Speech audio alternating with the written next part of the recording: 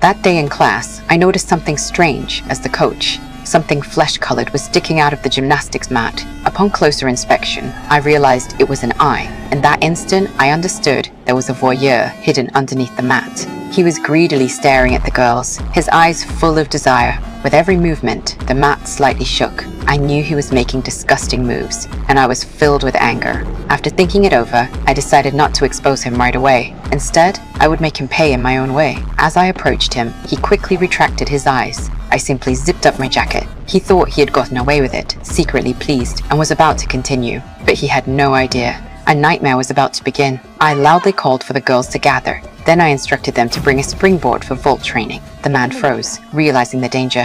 He was hiding behind the mat, with no way to escape. He desperately tried to unzip his jacket, but the first girl was already running toward the springboard.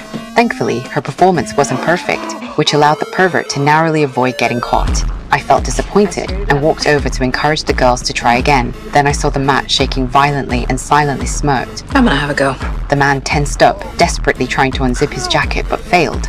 Without giving him a chance to react, I stepped forward and demonstrated the move. I ran, leapt, and landed my feet squarely on his chest.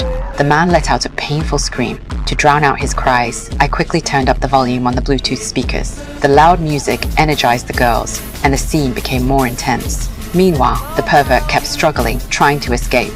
But no matter how hard he tried, the zipper was stuck. The girls continued their performance. The first student crushed his knee with perfect precision. Then, one after another, the other girls took their turn, stomping on his body. He tried to use his hands to block, but it was useless. With each blow, blood trickled from the corners of his mouth. And this was just the beginning. As the training went on, I urged the girls to speed up, with every jump landing perfectly.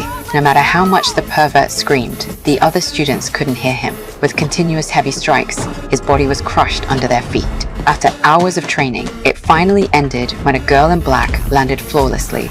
I gave them a thumbs up and told them they didn't need to clean up today. I'd handle it. After the students left, I went to check on the pervert. I saw blood seeping out from the mat. When I unzipped it, the man was barely recognizable, bloodied and torn, but he still had a faint pulse. I wasn't going to let him live. I poured cleaning solution over him until he finally died. In the end, I threw him and the mat into the trash. For his brief lust, the pervert paid with his life.